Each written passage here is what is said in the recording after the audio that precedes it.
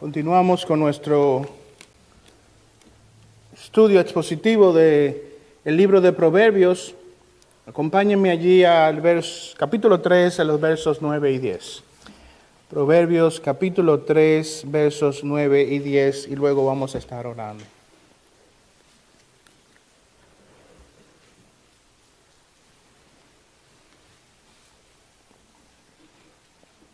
Proverbios capítulo 3, versos 9 y 10, dice así: Honra al Señor con tus bienes y con las primicias de todos tus frutos. Entonces tus graneros se llenarán con abundancia y tus lagares rebosarán de mosto. Vamos a orar.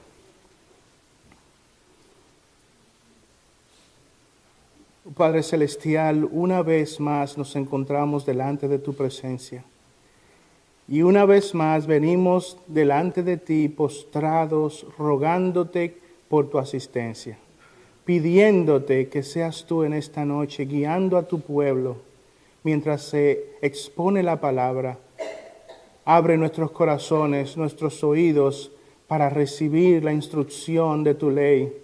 Ayúdanos, oh Señor, a ver tus misericordias, tus bondades y tu amor para con nosotros.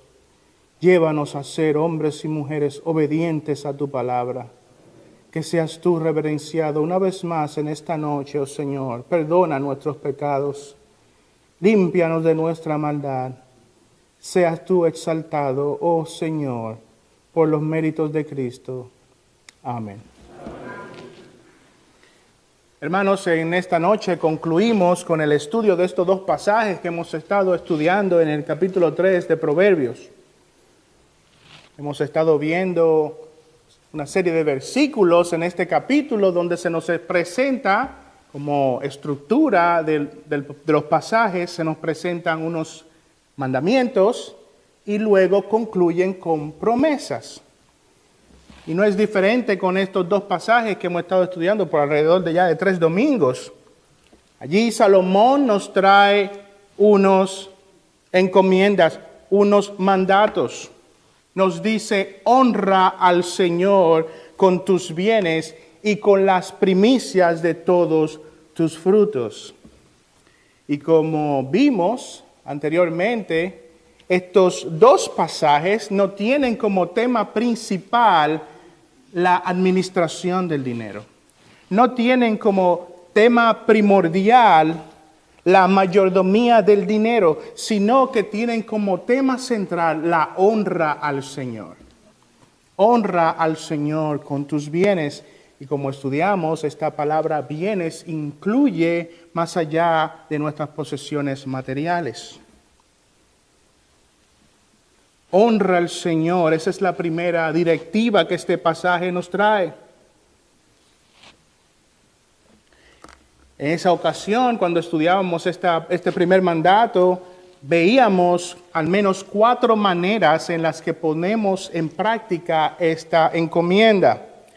Dijimos que honramos al Señor cuando le reconocemos, cuando reconocemos que todo lo que tenemos proviene de Él, que todas las bendiciones que recibimos vienen de su mano, y en ese reconocimiento entonces damos gracias al Señor.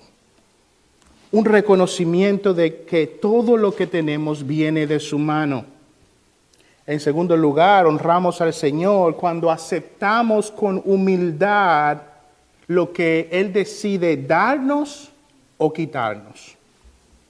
Cuando aceptamos con humildad sus designios para nosotros. En tercer lugar, honramos al Señor. Decíamos que honramos al Señor también cuando usamos esos recursos que Él nos da en actos de piedad y de caridad. Y en último lugar, honramos al Señor cuando devolvemos de esos bienes que recibimos de su mano, cuando devolvemos al Señor algo de esos bienes para la obra del ministerio, cuando damos algo para su reino. Luego de estudiar esa primera directiva, entonces pasamos a estudiar la segunda directiva, el segundo mandato que dice: y con las primicias de todos tus frutos. Y vimos que la idea detrás de dar al Señor las primicias tiene como propósito principal recordar al pueblo de Dios de su salvación y de su liberación. Leíamos en varios pasajes de las Escrituras cuando esta idea de las primicias estaba atada al acto de recordar la obra de liberación que Dios había traído al pueblo. Cuando entres, decía el Señor, cuando entres a la tierra que he prometido a tus padres, traes las primicias. Recuerda que fuiste esclavo. Recuerda que estuviste bajo el yugo opresor, pero ahora has sido libertado.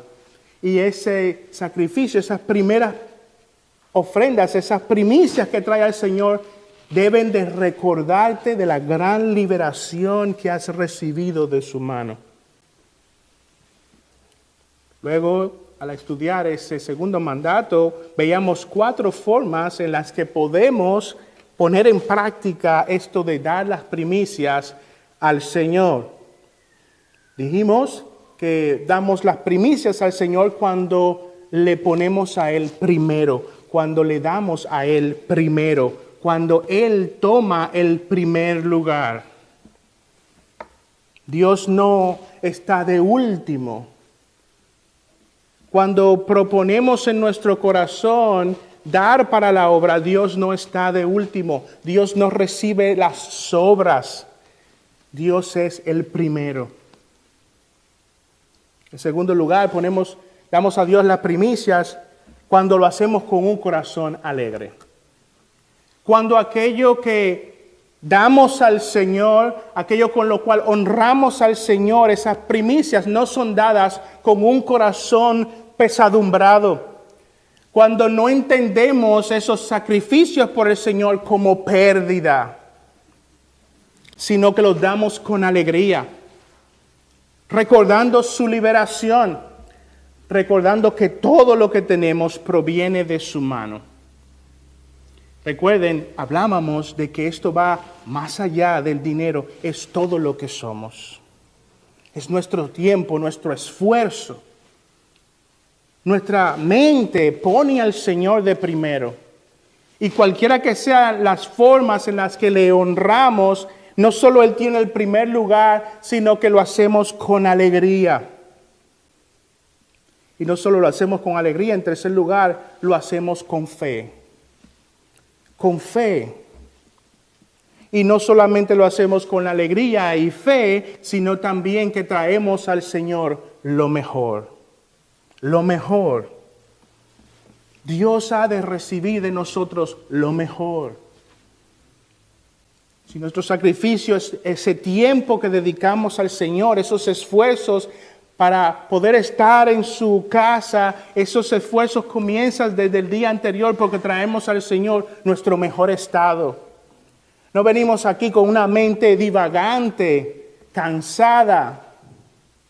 Venimos al Señor frescos, atendiendo a su palabra. Le damos a Dios lo mejor de nuestro tiempo. Le damos a Dios lo mejor de nuestros recursos, lo mejor de nuestras posesiones, lo mejor de nuestros talentos, de nuestras capacidades. Dios debe recibir lo mejor. Bueno, habiendo estudiado estas 2 encomiendas, hoy nos embarcamos a ver esta promesa que acompaña a estos mandatos. El Señor en misericordia y bondad, una vez más, acompaña sus mandatos con una promesa. Y nos dice, entonces, si honras al Señor, si das al Señor las primicias de todos tus frutos, entonces tus lagares, tus graneros, se llenarán con abundancia y tus lagares rebosarán de mosto. Muy bien, vamos a estudiar esta promesa y lo vamos a hacer viendo en 4 puntos. Primero vamos a ver el carácter de la promesa. En segundo lugar, la esencia de esa promesa. Luego vamos a ver el carácter permanente de esa promesa.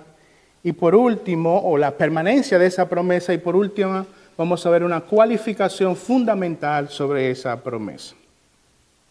En primer lugar, el carácter de esta promesa. ¿Cuál es el carácter de esta promesa?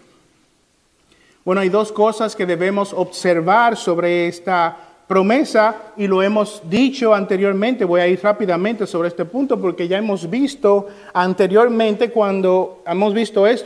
cuando estudiábamos otras promesas en este capítulo 3. Lo primero que debemos ver es que esta es una promesa condicional. Condicional. Tiene un carácter condicional. El versículo 10, hermanos, fíjense que dice, entonces tus graneros se llenarán con abundancia y tus lagares rebosarán de mosto.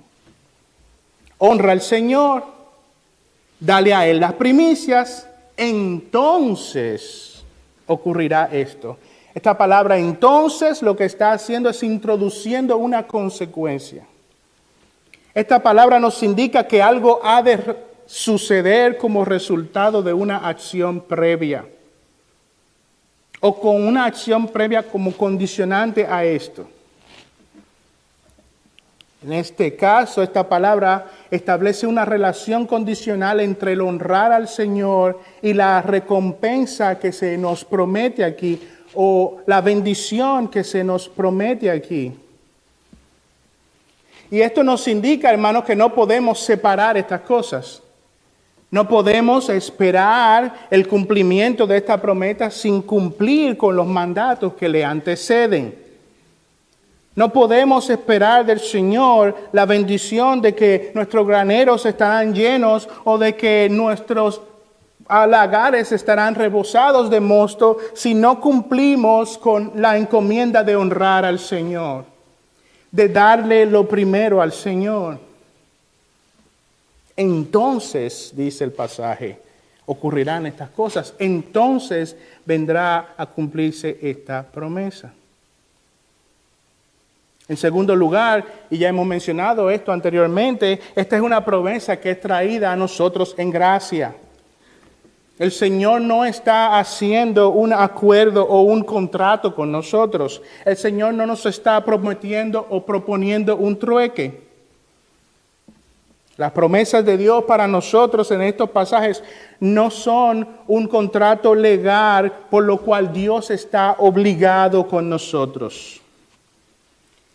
Porque si no hubiera ninguna promesa, porque si no hubiera nada que el Señor trajera como parte o como recompensa a esos mandatos, aún así esos mandatos fueran justos.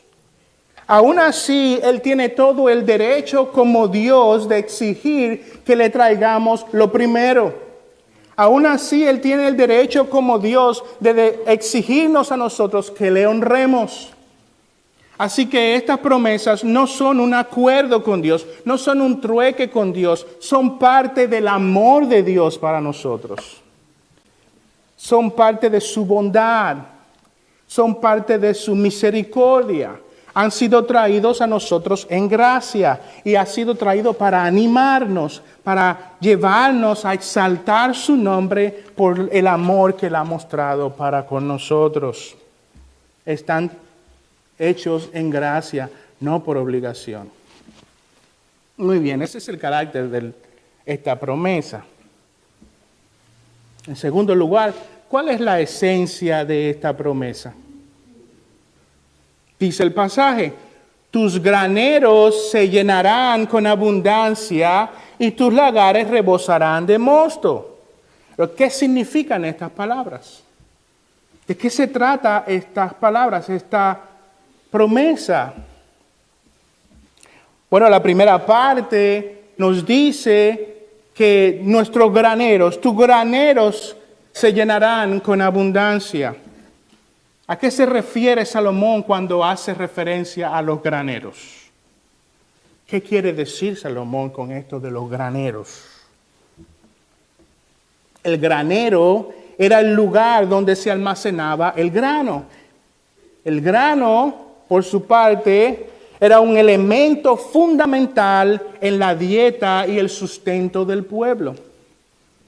Un ejemplo de la importancia del grano para el pueblo la podemos ver en la historia de José en Egipto, donde el Señor le revela a José, al pueblo, que vendrían 7 años de hambruna. ¿Y cuál es la práctica que José pone en acción para prepararse a esa hambruna que se avecinaba? Era entonces preparar graneros y almacenar el grano.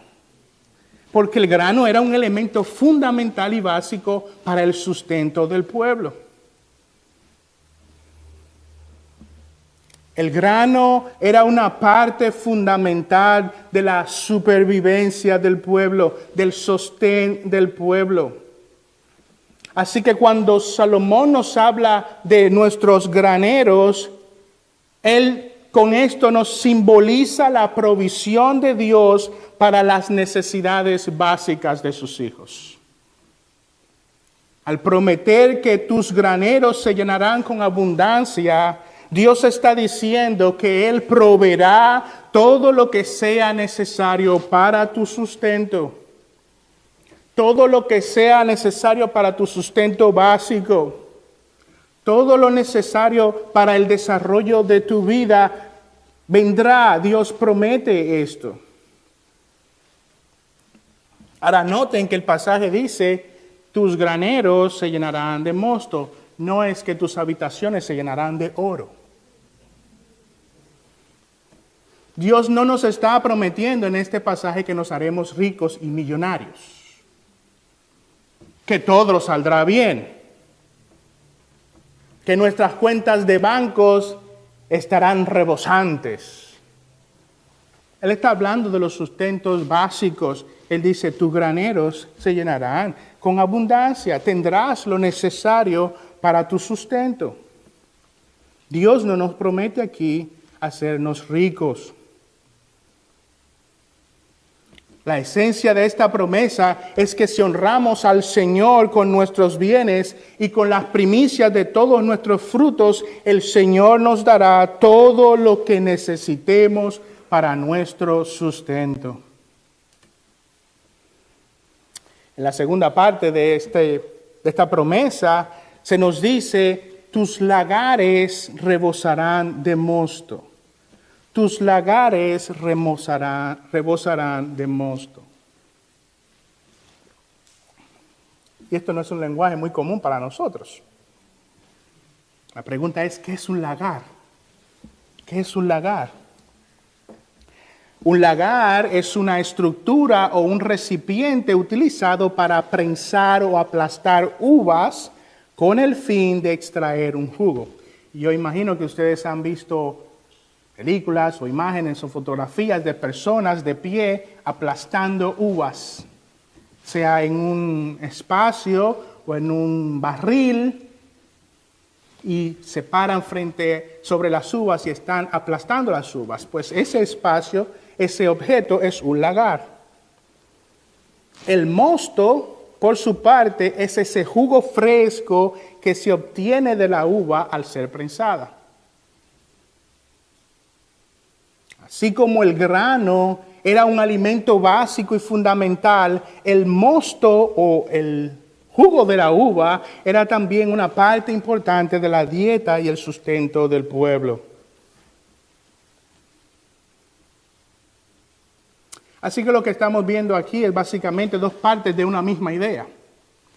Dos partes de una misma idea. El Señor proveerá todo lo necesario para tu sustento.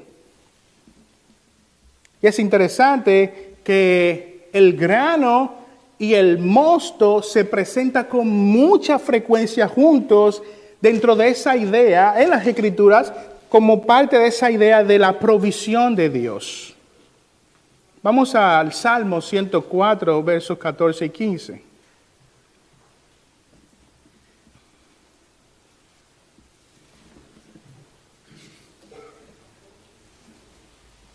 Vamos a ver varios pasajes donde ambas cosas, el grano y el mosto, se presentan como parte o simbolizan esa provisión que viene de parte de Dios.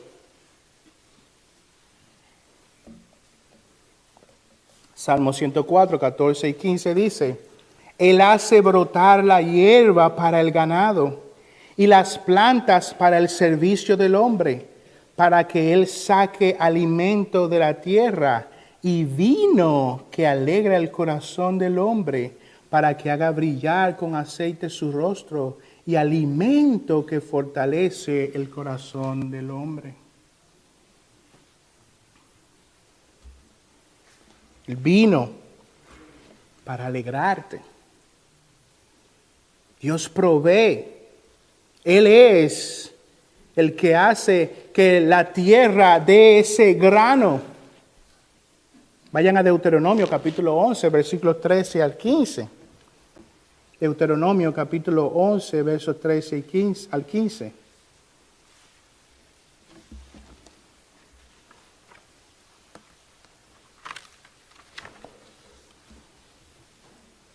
Dice así: y sucederá que si obedecéis mis mandamientos que os ordeno hoy, de amar al Señor vuestro Dios y de servirle con todo vuestro corazón y con toda vuestra alma, Él dará a vuestra tierra la lluvia a su tiempo, lluvia temprana y lluvia tardía, para que recojas tu grano, tu mosto y tu aceite.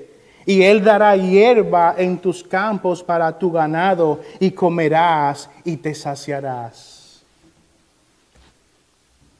Obedece al Señor, obedece todos sus mandamientos, ama al Señor, y Él enviará la lluvia para que prospere tu tierra y de ella saques tu grano y tu mosto, dice este pasaje. De nuevo, el grano y el mosto unido en este pasaje, simbolizando la provisión de Dios para su pueblo dentro del contexto de la obediencia a sus mandamientos. Joel capítulo 2, versos 23 y 24. Joel capítulo 2, versos 23 y el 24, dice así: Hijo de Sión, regocijaos y alegraos en el Señor vuestro Dios. Hijo de Sión, regocijaos y alegraos en el Señor vuestro Dios, porque Él os ha dado la lluvia temprana para vuestra vindicación, y ha hecho descender para vosotros la lluvia temprana y la tardía, como en el principio. Y las eras se llenarán de grano, y las tinajas rebosarán de mosto y de aceite virgen. Una vez más, el Señor proveyendo para su pueblo. Y es interesante que en ambos pasajes habla de la lluvia. Él envía la lluvia.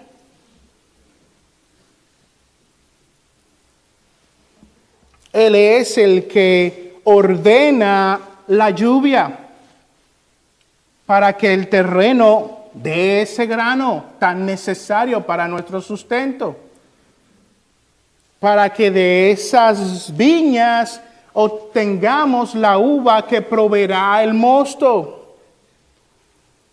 Hermanos, sí es interesante, ambos pasajes, como digo, hablan de la lluvia, y esto nos indica claramente no solamente que Él proveerá, sino cómo Él proveerá. ¿Cómo Él proveerá? Esto nos habla de que Dios usará la providencia, su poder, su control sobre su mundo para hacer que las cosas cooperen para tu bienestar. Él ordenará las cosas, dirigirá las cosas, ordenará todo para que cooperen para provisión tuya.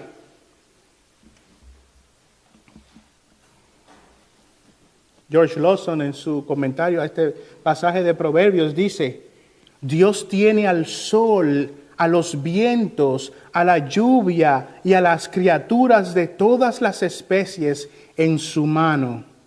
Y todo lo controla de tal manera que nadie pierda si cuenta con él y nadie gane si se aparta de él. Dios tiene el mundo en sus manos.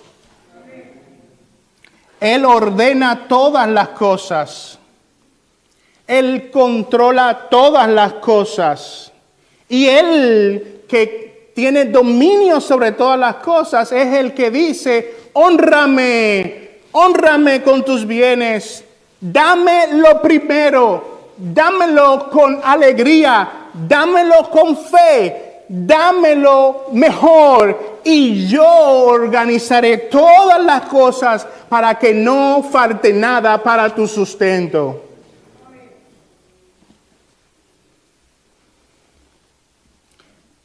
Esta promesa es condicionada para nosotros, pero no para Dios. Esta promesa no depende del estado de la economía.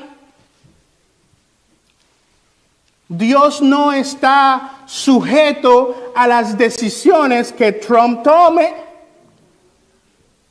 Dios no está sujeto a las decisiones económicas de los hombres. Dios no está amianatado, Él no está atado a las circunstancias del clima, de la bondad o la mezquindad humana. Dios promete aquí, no si la economía está bien o mala, no si las cosas están a mi favor o no. Dios, que controla todas las cosas, promete aquí, yo os daré todo lo necesario. Esta promesa no toma su lugar solo en países desarrollados. Esta promesa no toma su cumplimiento o no si estamos en Estados Unidos de América o en Cuba o en Haití.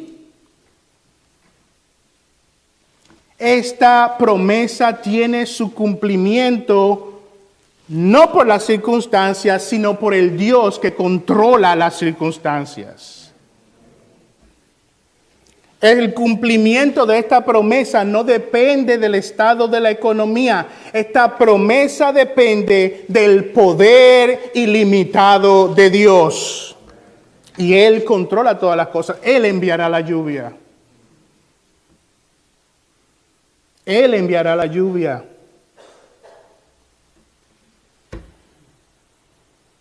Y así que haya sequía. Cuando Dios se propone proveer para sus hijos, así haya sequía, hace que salga agua de las piedras, porque Él cumplirá su promesa.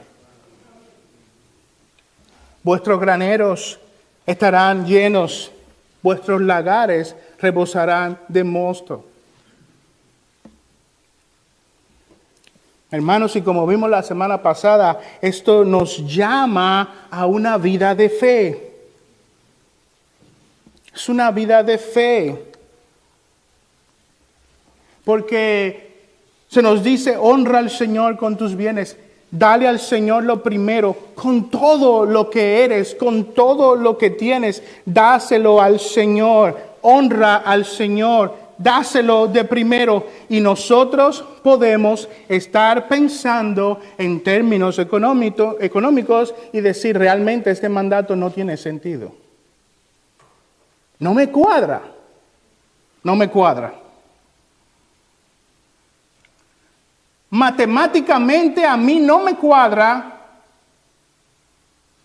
que yo deje de trabajar el domingo y venga aquí y me deje de ganar ese cheque. Y tú me estás diciendo que dejando de ganar voy a ganar, que perdiendo voy a ganar. No me cuadra. Pastor, no hace sentido eso. Porque si yo el domingo por la mañana salgo y violo el cuarto mandamiento y me dedico a hacer trabajo, mi jefe me va a pagar. Y como el fin de semana es cheque doble. Es 1:30, pastor. Me van a dar más el domingo. Es que usted no sabe, mi cuenta de banco está chiquitita. Son solo unos cuantos domingos. Son solo unos cuantos.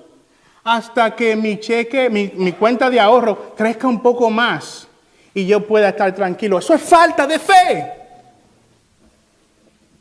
Eso es andar por vista, no por fe. Este mandato requiere fe. Fe de que Él ordenará las cosas para que no falte el grano, para que no falte el vino. ¿Cómo Dios lo hará? Ese es su problema. Tú obedece al Señor. Tú honra al Señor. Tú dale lo primero y lo mejor al Señor. Las consecuencias, déjaselas a Él. Y Él promete, no faltará lo que os necesiten.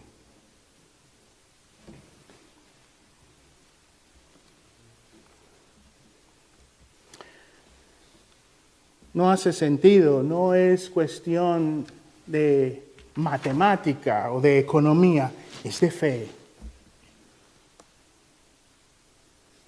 Bueno, hemos visto el carácter de esa promesa, hemos visto la esencia de esa promesa, ahora vamos a ver la permanencia de esa promesa. Porque hemos visto varios pasajes, pero todos se encuentran en el Antiguo Testamento y queremos ver cómo esto se aplica aquí. ¿Son estas promesas que vemos solo para el pueblo de Israel? ¿Eran promesas solo para los judíos? ¿Esto se aplica a nosotros también en esta economía? Bueno, hay varios textos que nos muestran que esta promesa tiene su cumplimiento aún hoy. Dios continúa trayendo pan para sus hijos. Mateo capítulo 6, versos 25 al 34. Ese pasaje que el pastor leyó. Mateo 6, 25 al 34. Por eso os digo, no os preocupéis por vuestra vida, qué comeréis o qué beberéis, ni por vuestro cuerpo, qué vestiréis. ¿No es la vida más que el alimento y el cuerpo más que la ropa? Mirad a las aves del cielo, que no siembran ni ciegan, ni recogen en graneros. De nuevo, la idea del granero. Las aves no recogen en graneros. Y sin embargo, vuestro Padre Celestial las alimenta. ¿No sois vosotros de mucho más valor que ella? ¿Y quién de vosotros, por ansioso que esté, puede añadir una hora al curso de su vida? Y por la ropa, ¿por qué os preocupáis? Observad cómo crecen los lirios del campo. No trabajan ni hilan, pero os digo que ni Salomón en toda su gloria se vistió como uno de estos. Y si Dios viste así la hierba del campo, que hoy es y mañana es echada al horno, ¿no hará mucho más por vosotros, hombres de poca fe? Por tanto, no os preocupéis diciendo qué comeremos, o qué beberemos, o con qué nos vestiremos, porque los gentiles buscan ansiosamente todas estas cosas que vuestro Padre Celestial sabe que necesitáis. De nuevo, la idea de que son cosas necesarias. Dios no te está diciendo que nos va a hacer millonarios. Son cosas que necesitamos. Padre Celestial sabe que necesitáis de todas estas cosas, pero he aquí el mandato, el enfoque, como el Señor lleva nuestra mente a lo que es importante, pero buscad primero su reino y su justicia y todas estas cosas os serán añadidas. Ese cumplimiento tiene, esa promesa tiene su lugar para nosotros hoy. Busca al Señor primero. Ponlo a Él primero. Dale a Él primero, con alegría, con fe, lo mejor. El Señor sabe de lo que tenéis necesidad. El Señor sabe que porque habéis venido a sus pies en arrepentimiento y fe, ustedes, aún después de esa obra salvadora, aún después de eso, ustedes necesitan comer y vestirse. Ser cristiano no viene con una cuenta de banco. Y si viniera con una, muy probablemente estuviera bastante vacía.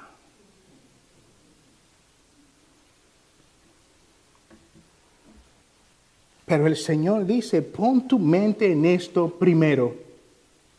Busca su reino y su justicia. No te afanes por esas cosas. Los gentiles que no temen a Dios, que no tienen fe, que no se han arrepentido, que son idólatras, se preocupan por esas cosas. Ustedes pónganme a mí primero y yo os añadiré todas estas cosas, las cuales conozco que tienen necesidad.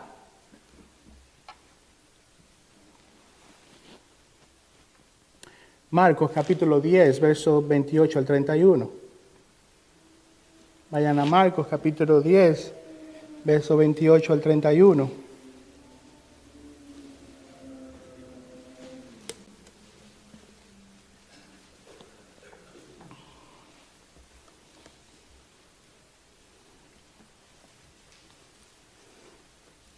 Entonces Pedro comenzó a decirle, he aquí, nosotros lo hemos dejado todo y te hemos seguido.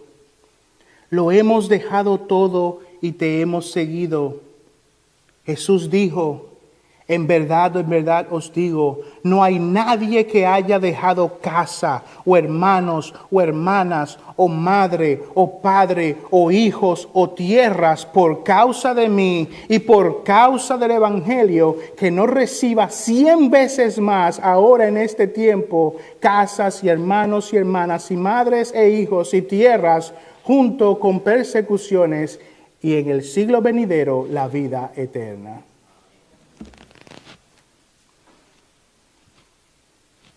Yo tengo conocimiento de vuestros sufrimientos. Yo tengo conocimiento de vuestras pérdidas. Yo tengo conocimiento de vuestros sacrificios. Yo sé que no todo para ustedes es color de rosa, porque sé que vendrán persecuciones. Sé que en este mundo para ustedes hay, habrá y continuará habiendo hostilidad. Habrá persecución. Habrá odio. Habrá luchas. En algunos casos habrá ciertamente pobreza. Pero vuestras necesidades os serán satisfechas. Yo os cuidaré de vosotros. Dios no se hace Dios nos ignora nuestras necesidades básicas. Dios sabe lo que necesitamos.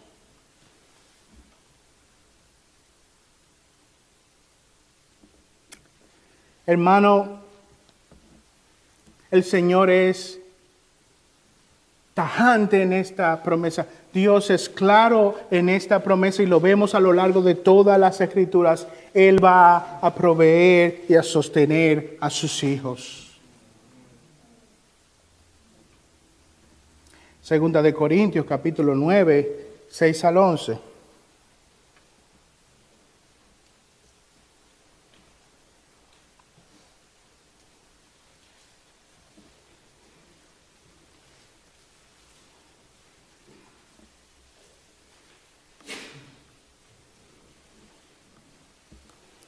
Segunda de Corintios capítulo 9, versos 6 al 11 dice, pero esto digo, el que siembra escasamente, escasamente también segará.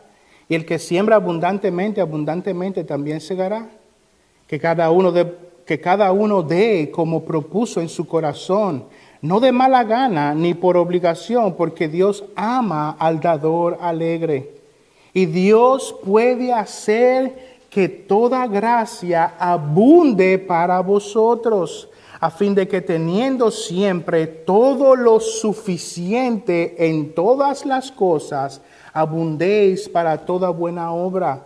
Como está escrito, Él esparció, dio a los hombres, a los pobres, su justicia permanece para siempre. Y el que suministra semilla al sembrador y pan para su alimento, suplirá y multiplicará vuestra sementera y aumentará la siega de vuestra justicia. Seréis enriquecidos en todo para toda liberalidad, la cual por medio de nosotros produce acción de gracias a Dios.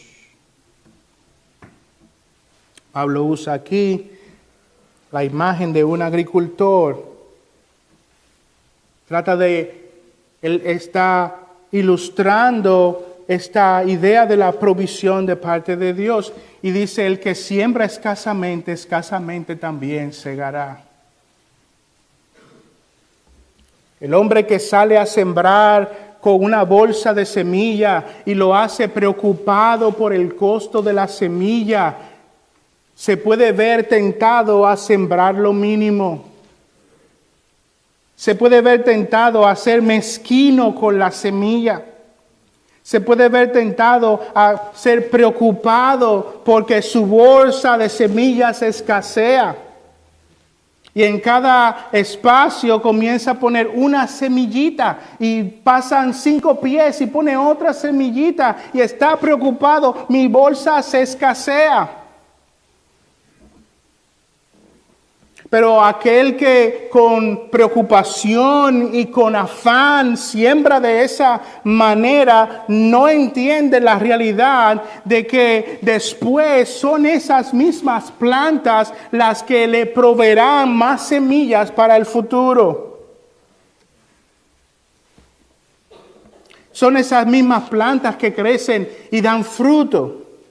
Son esas mismas plantas cuyos frutos dan semillas. Él no tendrá menos semillas, Él tendrá más semillas. Riega con liberalidad.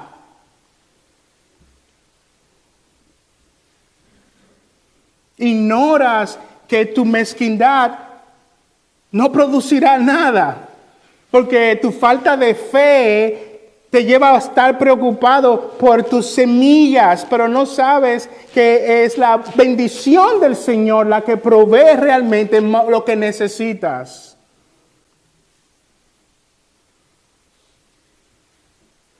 Aquel que carece de fe en esta promesa del Señor es como ese granjero mezquino. Siembra poco y poco siembra y poco recibe. Hay pocas plantas, hay poco fruto. Y por consiguiente hay menos semillas y menos semillas. El que siembra escasamente, escasamente también segará. Pero aquel que con fe, hacia aquel que tiene el sol y la lluvia en sus manos, siembra abundantemente, recibe de sus cosechas frutos y recibe semillas para el futuro. El que siembra abundantemente, también abundantemente segará, dice el Señor.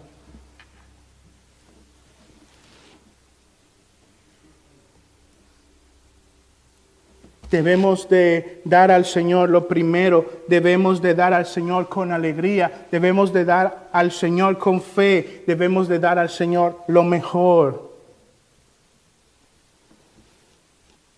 Hermano, pregúntate, ¿por qué Dios habría de bendecir a aquel que por su falta de fe siembra poco, da poco, contribuye poco?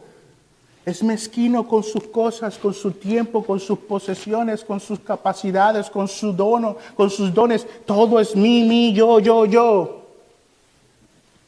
Poco para el Señor, poco para el reino.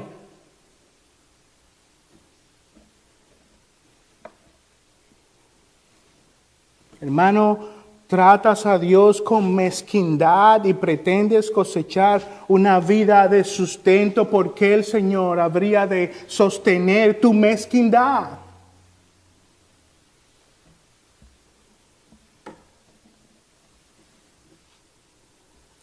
Hermano, ¿estás poniendo a Dios primero? ¿Das a Dios con fe, con alegría, y le das a Dios lo mejor? Lo mejor. Oh hermano, que esta promesa te lleve de todo corazón a honrar al Señor con todos tus bienes y darle al Señor las primicias de todos tus frutos. El Señor os sostendrá, no os faltará nada que es realmente necesario para vosotros.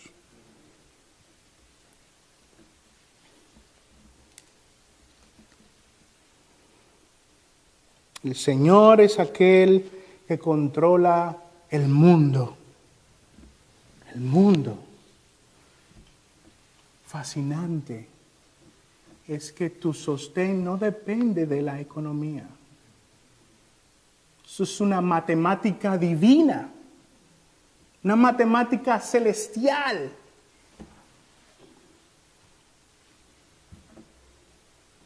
Daré al Señor lo mejor. Pero dando no estoy perdiendo. El mundo y los incrédulos ven nuestro tiempo en esta noche aquí como pérdida. Es que vuestros carros en ese parqueo, en esta noche, mucha gente pasa por ahí y dicen, ¡qué pérdida de tiempo! Eso no es lo que le dicen a nuestros jóvenes, estás perdiendo tu juventud. Es que tus diezmos y tus ofrendas, eso es para que el pastor se haga rico.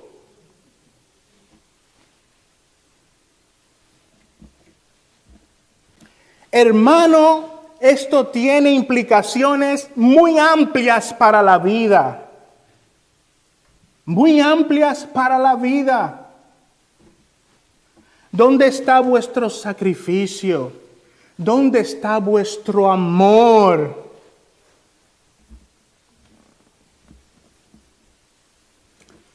Oh hermano, medita en estas cosas. Dios no merece otra cosa que no sea lo mejor. Tú no estás aquí en esta noche perdiendo tu tiempo.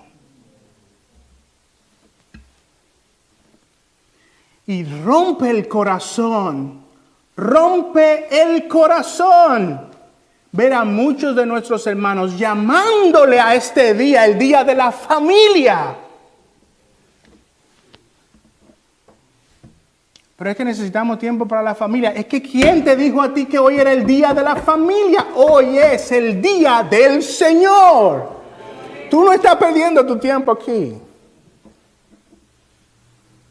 Las bendiciones están aquí. El sostén espiritual está aquí. ¿Acaso ignoras y dudas que Dios está aquí? Entonces, ¿en qué lugar quieres estar? ¿En qué lugar quieres estar? Estar aquí no es pérdida. Dar a Dios todo el día, cada segundo de este día no es pérdida. Ese es solo un ejemplo, pero qué ejemplo, qué vital, qué importante. Qué importante.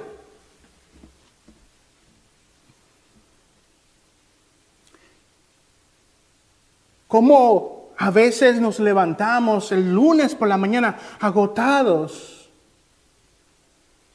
Es un sacrificio estar aquí. Es un sacrificio estar aquí. Pero estar aquí no es pérdida.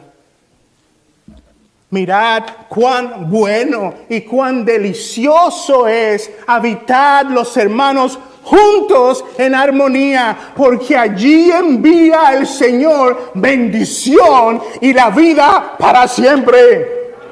Este es el mejor lugar para estar en el día del Señor. No es pérdida.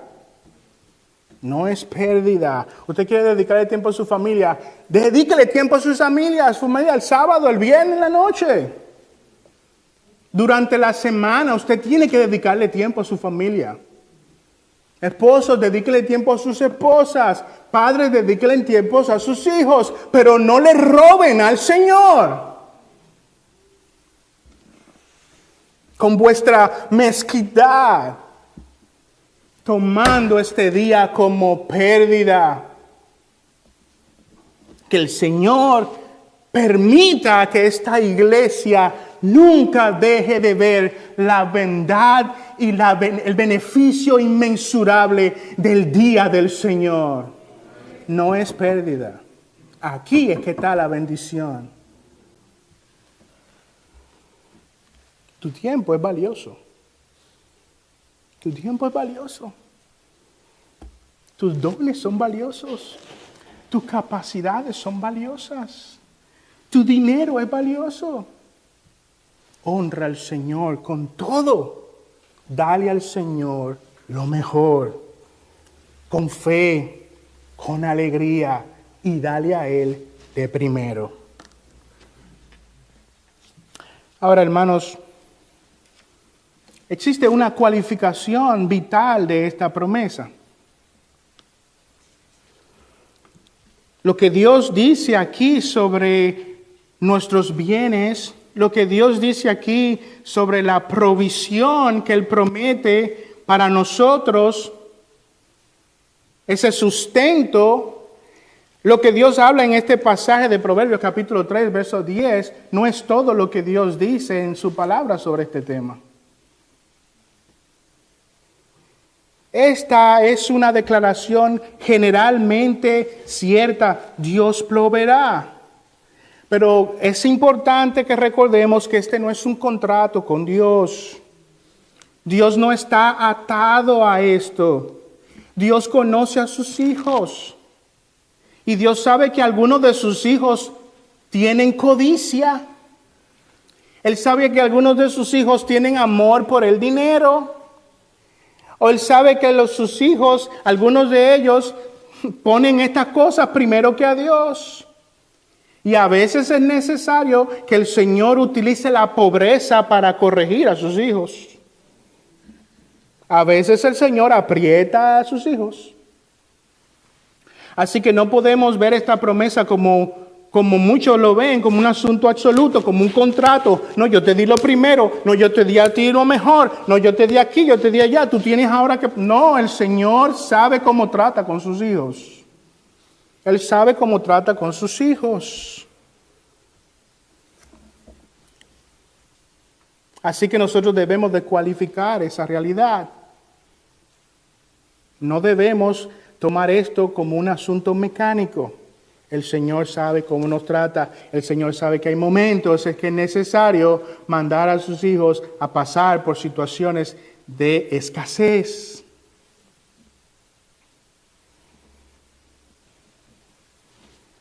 Pablo dijo, aquel hombre siervo del Señor, aquel que era fiel al Señor, él dijo muy bien allí en Filipenses 4:12, sé vivir en pobreza. Sé vivir en pobreza y sé vivir en prosperidad. Y en todo y por todo, dice, he aprendido. El Señor hizo que Pablo pasara por ciertas circunstancias para que aprendiera. He aprendido el secreto tanto de estar saciado como de tener hambre, de tener abundancia como de sufrir necesidad. El Señor sabe cómo trata con sus hijos. Había una lección que Pablo necesita tener, había un secreto, dice, que él tenía que aprender y lo aprendió cuando en cierto momento tuvo que pasar por pobreza, por necesidad. Dios no es un robot. Así que debemos cualificar esta promesa y verla en el balance bíblico. Job era un hombre temeroso de Dios y apartado del mal, y Dios en un día lo empobreció. Lo empobreció. Así que esa realidad demanda de nosotros tener una actitud bíblica hacia esta promesa. La pregunta es, ¿cuál es la actitud que debemos de tener ante esa promesa? Bueno, dos cosas brevemente. Debemos de actuar en nuestra actitud ante esa promesa. Debe de ser una de tener expectativa y fe. Expectativa y fe. Cuando honramos al Señor con nuestros bienes y con la primicia de nuestros frutos, debemos hacerlo con fe. Debemos hacerlo con confianza de que Dios proveerá para nosotros, de que Él cumplirá esta promesa en nuestras vidas. Debemos hacerlo con esperanza.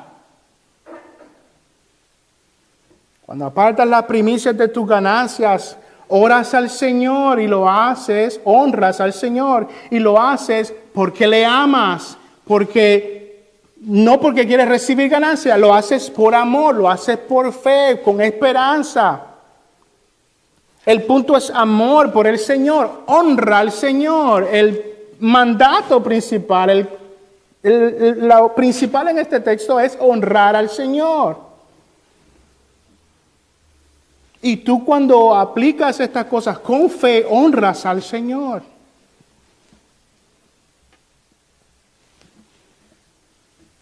¿Cómo el Señor habrá de suplir para sus hijos? Nosotros no lo sabemos. Él controla la providencia, pero nosotros honramos al Señor porque le amamos y porque tenemos fe en Él.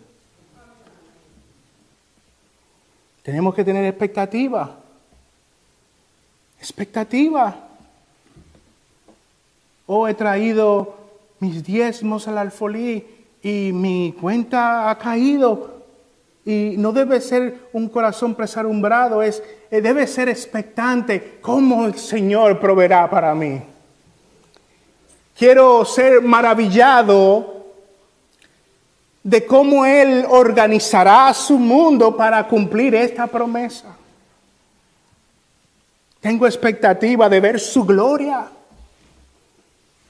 Tengo fe y expectativa de ver puesta en acción esta promesa. En última instancia es para su gloria, para alabarlo a Él, para glorificarlo a Él. En último lugar, nuestra actitud hacia esa promesa debe ser una de humildad. Humildad.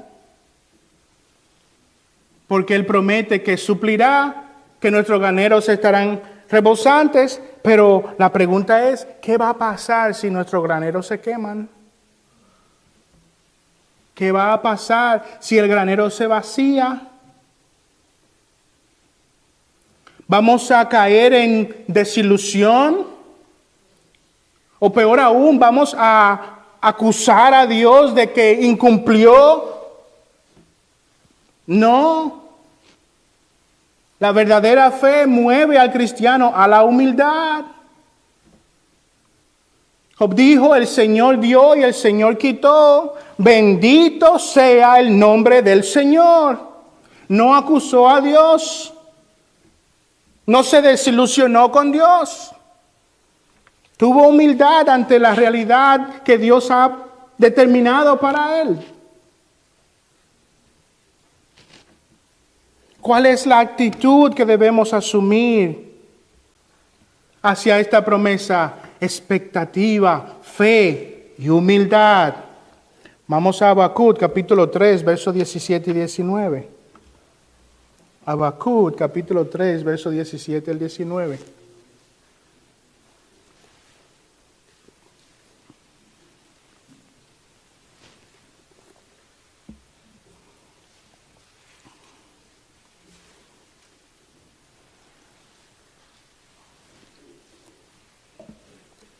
Habacuc, capítulo 3, versos 17 al 19, un hermoso pasaje. Miren lo que dice: aunque la higuera no eche brotes, ni haya frutos en las viñas. No hay uvas. No hay uvas. Aunque falte el producto del olivo, no hay aceite. Y los campos no produzcan alimento, no hay grano, no hay uva, no hay aceite, no hay grano. Aunque falten las ovejas del aprisco y no haya vacas en los establos,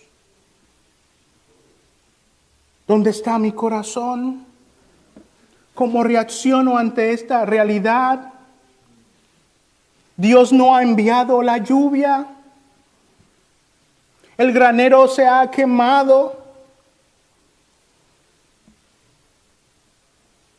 Con todo yo me alegraré en el Señor y me regocijaré en el Dios de mi salvación. Esa es la actitud del cristiano. Con humildad recibe la providencia de Dios.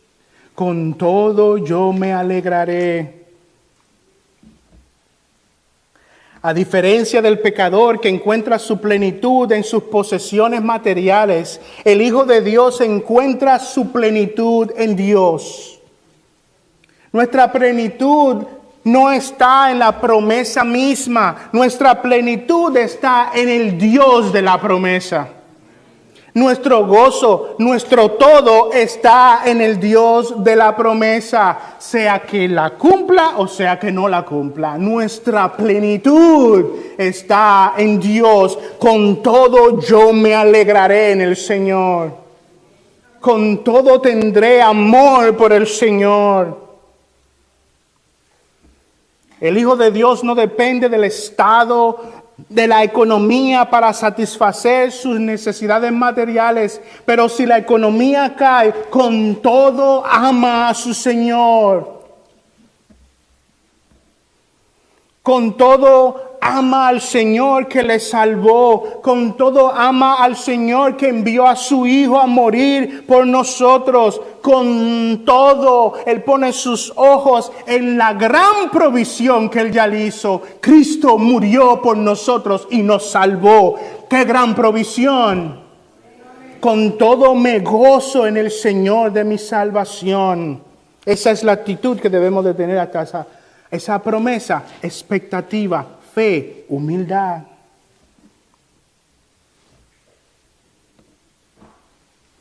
Bendito el nombre del Señor, porque Él cumple sus promesas. Que el Señor nos lleve, hermanos, a un corazón que ama al Señor, que honra al Señor, con todos nuestros bienes y con las primicias de todos nuestros frutos.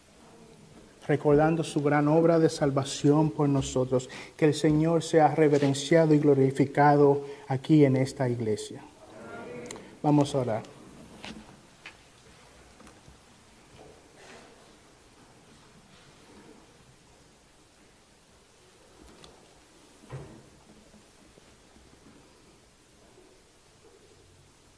Oh Dios de gloria, te damos gracias por las verdades que vemos contenidas en este pasaje. Cuán maravilloso es ser recordados del Dios al que servimos. Cuán maravilloso es ser recordados de tu amor, tu provisión y tu cuidado a nuestro favor. Pero sobre todo, que nuestras mentes sean llevadas a recordar la gran provisión que tuviste a nuestro favor. Tú nos diste al Señor Jesucristo. Enviaste a tu Hijo a morir por nuestros pecados y hoy podemos llamarte Padre. Qué gran Dios benevolente y bueno eres tú. Padre, lleva el corazón de los hijos tuyos en esta iglesia local a darte lo mejor, a darte con alegría, a poner todo en sus vidas a tus pies. Llévanos, oh Señor, a hacer todo lo que tengamos en nuestras manos para tu gloria. Que tú seas reverenciado en este lugar con todo lo que tenemos, con todo lo que somos. Padre, perdona nuestra mezquindad. Cuando hemos retenido nuestros talentos y no lo hemos puesto delante de tus pies. Cuando hemos dudado de tu provisión y hemos ido a las algarrobas de este mundo a buscar riquezas. Perdónanos cuando te hemos deshonrado y no hemos santificado tu día. Perdónanos, oh Señor, cuando no te hemos puesto de primero. Perdónanos cuando te hemos robado. Padre, ten misericordia de nosotros. Lleva nuestros corazones a ese lugar donde lo más importante para nosotros sea tu gloria. Que seas tú honrado en cada hogar en esta iglesia. Oh, haz un avivamiento grande en North Bergen. Tu iglesia te necesita, Padre. Estas cosas te las rogamos por los méritos de Cristo Jesús. Amén.